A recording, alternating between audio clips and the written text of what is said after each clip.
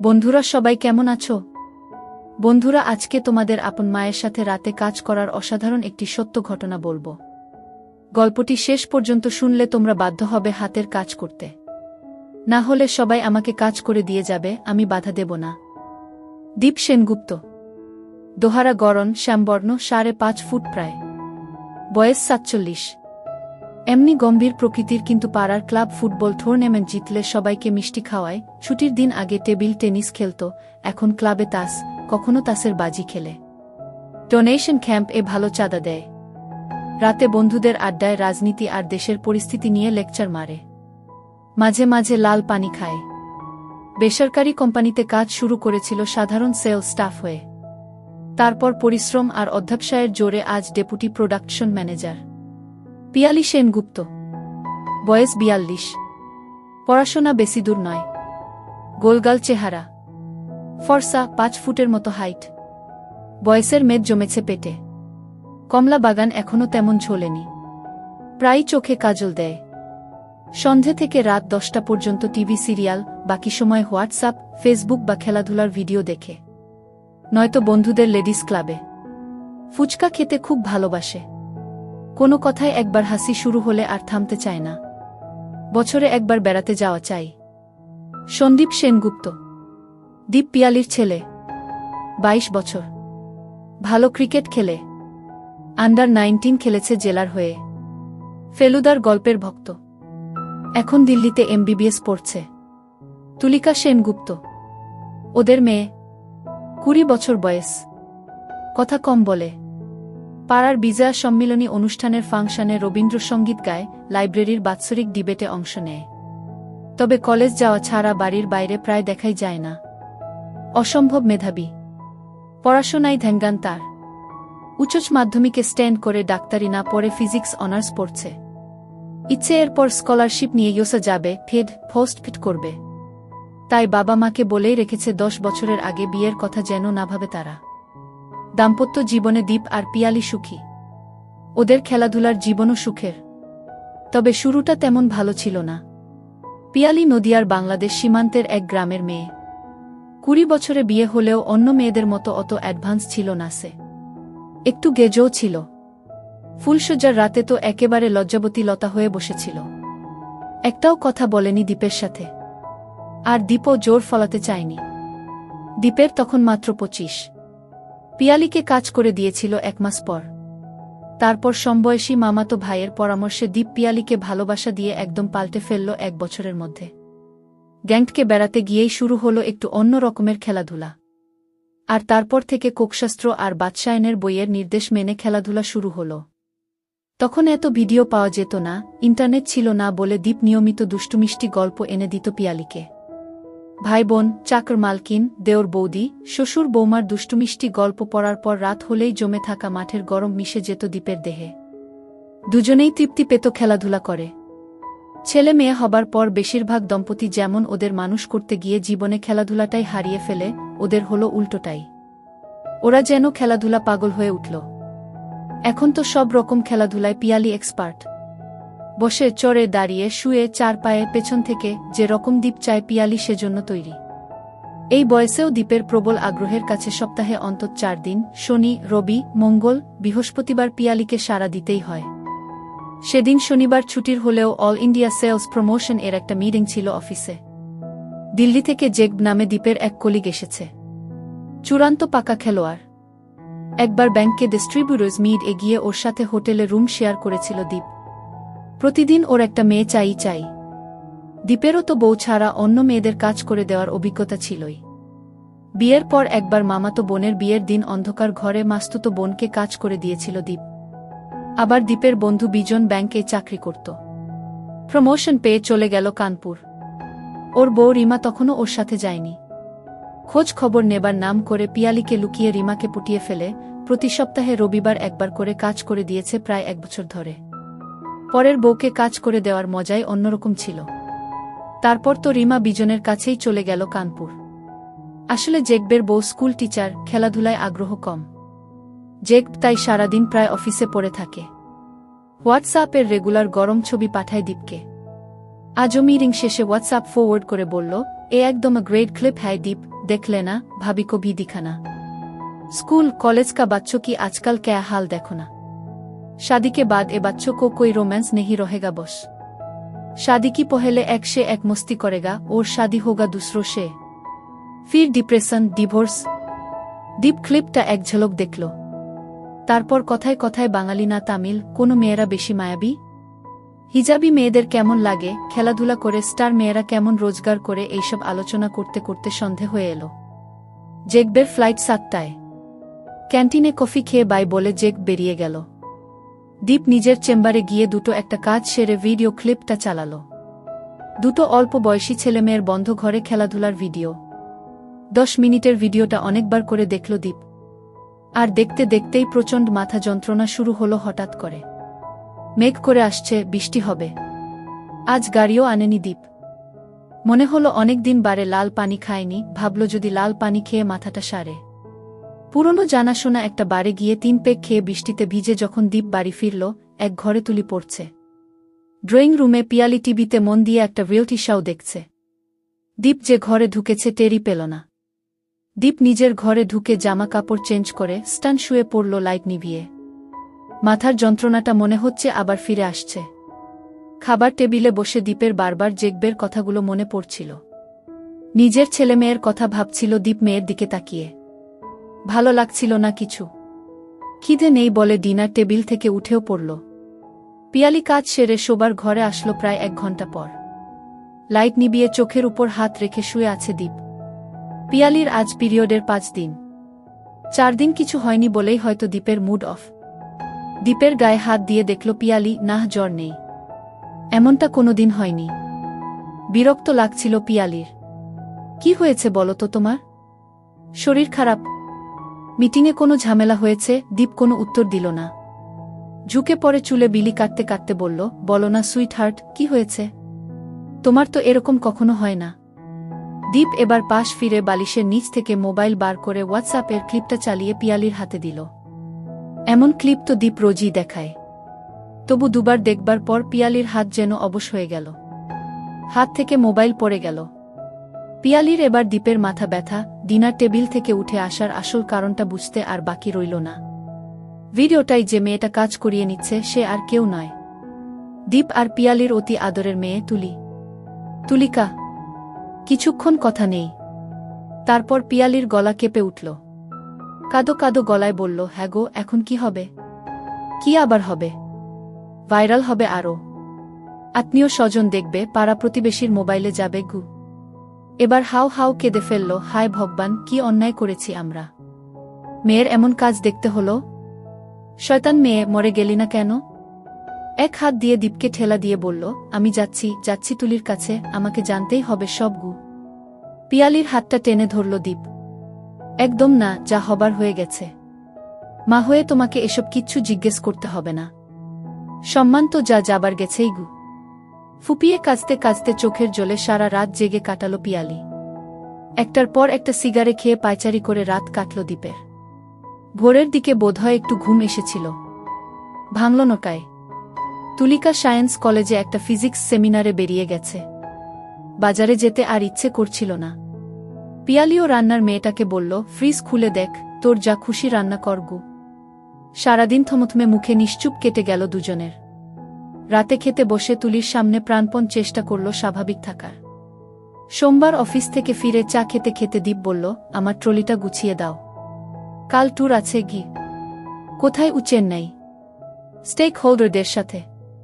তারপর marketing chain. দিন 7 লেগে যাবে। রাতে বিছানায় শুয়ে ফের বলল পিয়ালি, ভাবছি তুমি চলে গেলে ওকে জিজ্ঞেস করবই গে। ভীষণ রেগে গেল দীপ। কি জিজ্ঞেস করবে? কাকে দিয়ে কাজ করিয়ে নিয়েছে? নাকি কতবার কাজ করিয়ে নিয়েছে সেটা? তোমায় সত্যি কথা বলবে তুলি? মাঝখানে আমাদের সম্পর্ক আর স্বাভাবিক হবে না। আর ওর পড়াশোনার 12টা বাজবে। আমার দিব্যি রইল, কিচ্ছু জিজ্ঞেস করবে না তুলিকে। মনে থাকে যেন গু। চেন্নাই পৌঁছে স্টেক হোল্ডার কৈফিয়ত দেওয়া, বসেদের ঝাড়, আর হোটেলে ফিরে পরের দিনের প্ল্যান, মার্কেটিং এজেন্টের ট্রেনিং, ব্লুপ্রিন্ট বানাতে বানাতে 1-1.5টা বেজে যেত। ভিডিওর ব্যাপারটা মাথা থেকে কখন নেমে গেছিল দীপের। তখন হয় চাকরি বাঁচানো, নয় প্রমোশনের চিন্তা। অনেক পরিশ্রম করে দীপ এই জায়গায় পৌঁছেছে। এর কাছে নিজের মেয়ের ফাঁস হয়ে যাওয়া ভিডিও তো তুচ্ছ। 5 দিনের মাথায় দীপ একটু হালকা হলো। রাতে একটু লাল পানি হলে ফ্রেশ লাগে। এতদিন হোয়াটসঅ্যাপ খোলারও সময় পায়নি। খুলে দেখল নানা রকমের জোকস, ফেক নিউজ, অজস্র গুড মর্নিং আর গুড নাইট। দিল্লি থেকে জেক আবার কতগুলো ছবি পাঠিয়েছে। গ্রামের মেলায় একটা নাচের ক্লিপ। দর্শকদের মধ্যে বাচ্চা বুড়ো এমনকি মহিলাও রয়েছে। টাকা দেখলে মেয়েরা স্টেজ এর ধারে এসে ঘাগরা তুলে দিলেই বকশিসদাতা তার ভেতর টাকা গুজে দিচ্ছে। ঘুম পাচ্ছিল দীপের। কি মনে করে দীপ জেকবের পুরনো ভিডিওগুলো দেখতে দেখতে সেই সর্বনাশের ভিডিওটা আবার খুলল। আর এক পেগ লাল পানি পান করতে করতে ঠান্ডা মাথায় সেটা চালালো। অন্তত 50 বার দেখা ভিডিওটা দীপকে আবার নতুন ভাবাতে শুরু করলই, আর ও আশ্চর্য হয়ে লক্ষ্য করল লোহার মতো শক্ত হয়ে আছে। আরও এক পেগ নিল দীপ। এবার হচ্ছে। মাথা ঝিমঝিম করছে, দৃষ্টি ঘোলাটে হয়ে আসছে। জেকবের ছবিগুলো আবার দেখতে শুরু করল দীপ। মনে হলো শ্রাবন্তী, অলিয়ার মতো নায়িকারা জ্যান্ত হয়ে সামনে দাঁড়িয়ে ওর দিকে চেয়ে হাসছে, ডাকছে যেন হাতের ইশারায়। অনেকদিন পর হাতের কাজ করে শাওয়ারে ঠান্ডা জলে স্নান করে আধখানা পাইপ খেয়ে হোটেলের নরম বিছানায় যখন টান টান হলো, ঘড়িতে তখন রাত 3টে। সারাদিনের পরিশ্রমের পর মুহূর্তের মধ্যেই মরার মতো ঘুমিয়ে পড়ল দীপ। 7 দিনের জায়গায় 10 দিন লেগে গেল ফিরতে ফিরতে। তারপর চেন্নাইয়ে ফ্লাইট 2 ঘন্টা লেট। রাত 10:30টায় বাড়ি ফিরে কলিংবেল বাজাতে দরজা খুলে দিল পিয়ালি। ট্যুর থেকে ফিরলে তুলি দৌড়ে এসে দরজা খোলে। তুলির পছন্দের চেন্নাইয়ের ঘি ব্যানানা চিপস এর প্যাকেটটা পিয়ালির হাতে দিয়ে বলল, দীপ, তুলি কোথায়? ওর ঘরে। কিছু বলেছ নাকি? পিয়ালি উত্তর দিল না। স্নান করে ফ্রেশ হয়ে খাবার টেবিলে বসে তুলিকে ডাকতে যেতেই পিয়ালি বলল, তুমি খাও, ওর খাওয়া হয়ে গেছে। কিছু বলেছ নাকি? পিয়ালি এবারও নীরব। দীপ বিরক্ত হলো, কি হলো, কথা কানে যাচ্ছে না? তুমি রাগ করবে না তো? বলেছি বেশ করেছ। আমিও কদিন ধরে ভাবছিলাম আমাদেরও আসল ব্যাপারটা জানা দরকার। তাছাড়া ও নিজেও নিশ্চয়ই জানে না ভিডিওটা ছড়িয়ে যাবার ব্যাপারটা। ছলছল চোখে তাকাতে তাকাতে টেবিলে মাথা ঠেকিয়ে হাউ হাউ করে কেঁদে উঠল পিয়ালি, মেয়েটা আমার মরে যাবে গো। আজ 4 দিন ধরে ঘর বন্ধ করে কেঁদেই চলেছে।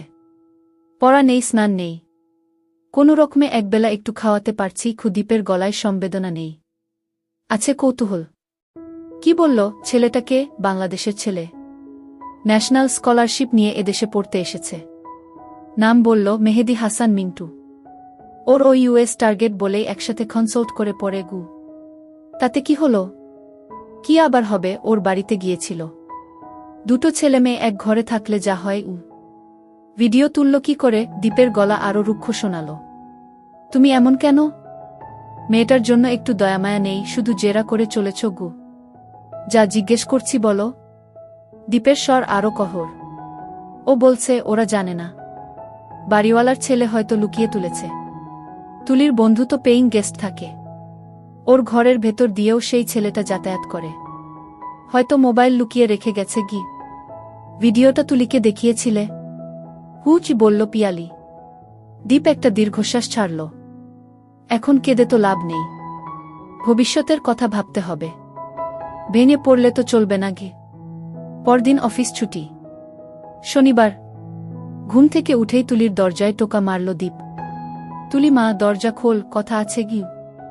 দীপ জানত সহজে দরজা খুলবে না। অনেক ধৈর্যের পর কঠোর হতেই হল। এবার দরজা ভেঙে ফেলার ভয় দেখাতে দরজা খুলল তুলি। যেন ভূতে পাওয়া চেহারা। বাবাকে কাছে টেনে ধরে হাউ হাউ করে ফের কেঁদে ফেলল। মেয়েকে ওভাবেই কাছে টেনে ধরে সোফায় বসালো দীপ। কিচ্ছু হবে না, এত ভয় পাচ্ছিস কেন? তোদের বয়সের 2 ছেলে মেয়ে একা ঘরে থাকলে তো এসব হতেই পারে। আমাদের সময় 51বর্তী পরিবারে 15টা ভাই বোন থাকত। ওরাও গোয়াল ঘরে ধানের ফাঁকা গোলায় গিয়ে এসব। আমাদের আগের যুগে বাল্যবিধবাদের নিয়ে বাড়ির বয়স্ক পুরুষরা ফুর্তি করত। আজকের মতো টেকনোলজি থাকলে সেই কীর্তির হাজারে হাজারে ভিডিও ছড়িয়ে যেত। তুলি একটু মাথা তুলে তাকালো। পিয়ালি জলখাবারের লুচি তরকারি সোফার সামনের ছোট টেবিলে রাখতে রাখতে বলল, কিন্তু আমাদের আত্মীয় স্বজনদের কাছে ওটা পৌঁছে গেলে?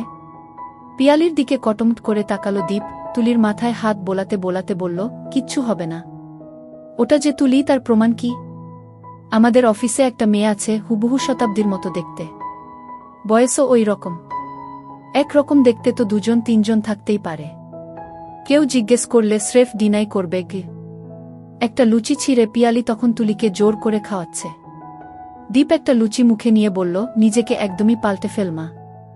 জিন্স টি শার্ট ছেড়ে শাড়ি পর, চুলটা ছোট করে ফেল, লিপস্টিক লাগাস না, আমি একটা পাওয়ারলেস চশমা এনে দেব, দেখবি লুকটাই পাল্টে যাবে।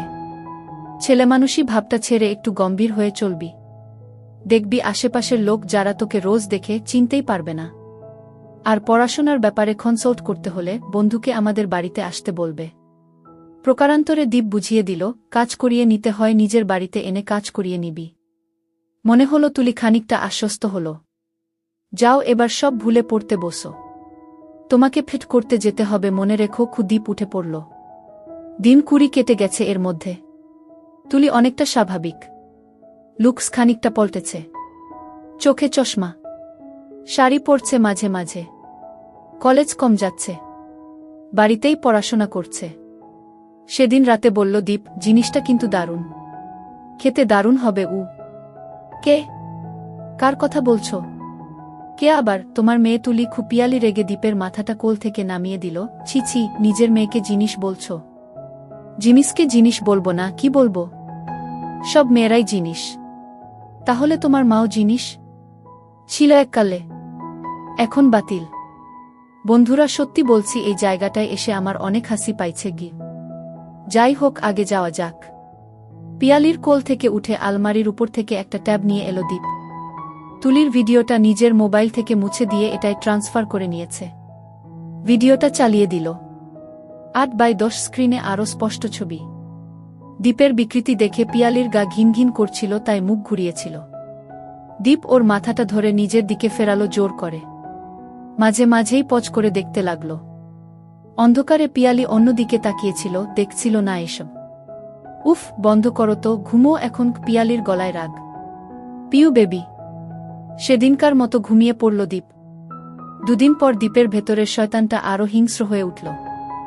সেদিন রাতে বলেই ফেলল পিয়ালিকে, একটু ম্যানেজ করে দাও না, টেস্ট করি একটু গু। কিসের ম্যানেজ?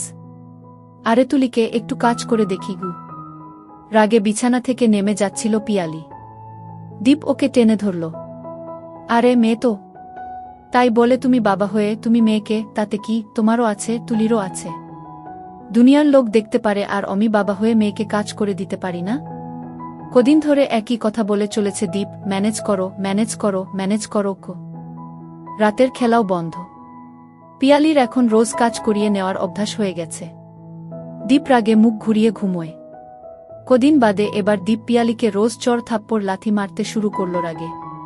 পিয়ালির আর উপায় ছিল না, বলতেই হলো তুলিকে, তোর বাবা তোকে চাইছে। তুলি প্রথমে বুঝল না, তাকিয়ে রইল। তোর ভিডিও দেখে তোর বাবা পাগল হয়ে গেছে, তোকে বোঝানোর জন্য আমাকে রোজ মারধর করছে রে। প্লিজ একবার রাজি হয়ে যা।